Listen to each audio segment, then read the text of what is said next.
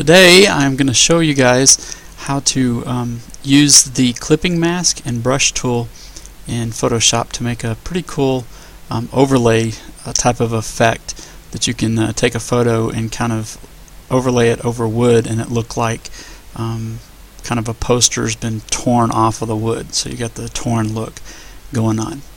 And it looks just like this at the end, and you'll notice that I've got my picture, and the picture obviously has been kind of cut out of a background cut out of it just a little bit to just show the two characters in it. And there's some other places where it looks like the picture's actually been ripped off the wood. And so that's the effect that we're going to go for today. So let's just jump right in here and get going. The two photos I'm using today are from dreamstime.com, and you can go there and get some free stock photo that you can use royalty free, and that's what I'm using today. Alright, so the first thing that I'm going to do to start this effect is I am going to take my photo. So I've got two layers. I've got my photo and then I've got my background that I'm going to put the photo on.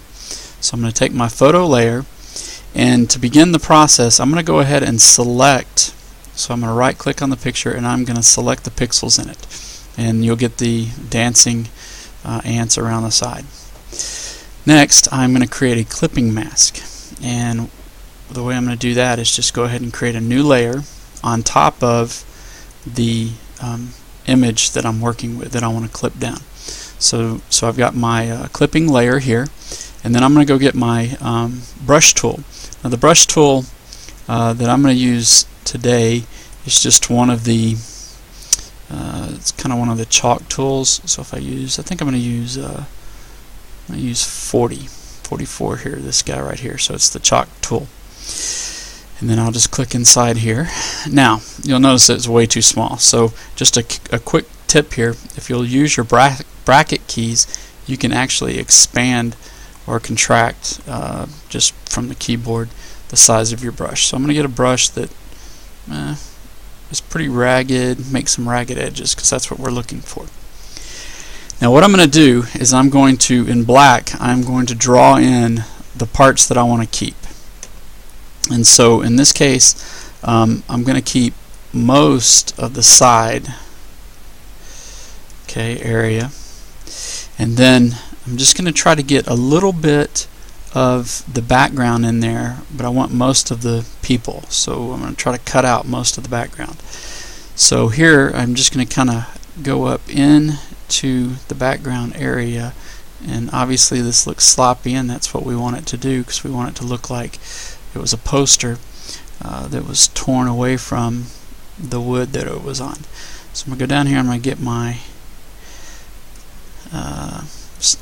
ice cream cone. Now you'll notice when I painted across the dancing ants, it didn't show black, and that's why we have that selection around it, so that if we were accidentally painting out here, it wouldn't do it. So we've confined to this area. Okay, now I've got most of that. I definitely want her face, but I'm going to leave some of this other stuff because I want it to look like again, this was kind of torn off. So there's a couple of areas where I'm going to leave some of the original picture, or take off the original picture actually, which is what we're doing. Okay, so now I have my clipping mask. I'm just going to kind of make sure that I've got all the areas that I want. Alright, so if I hide the clipping layer, you'll kind of see how it's laid over certain areas, and then we've left out certain areas. Okay, so now I'm going to hit Control D to get rid of the dancing ants, and then I'm going to take my clipping layer, the one where I've drawn in with my brush tool, and I'm going to drag it below the image. Okay, so now we've got the image on top, clipping mask on bottom, and then we're going to go and we're going to use our clipping mask tool to connect these two things. So what you do here, again I explained this in another video, you hold down the Alt key, keep it down, and then what you want to do is you want to hover your mouse right in between the two layers that you want to make a relationship between. And so here I'm going to connect the curves one to layer 1, and once you get ready to do that, you just click the left button, and there you go. You've got the clipping mask created. So whatever's on top is going to be limited by whatever's on bottom. So you'll notice here we've got some of the just use my pointer here so you can see what I'm pointing at. We've got some, but not all, of the original background. We've got most of the people, but there are places where it looks like it's been kind of, the poster's been ripped off or the sticker's been ripped off of the wood. And then again you see it here down in this area as well. So just to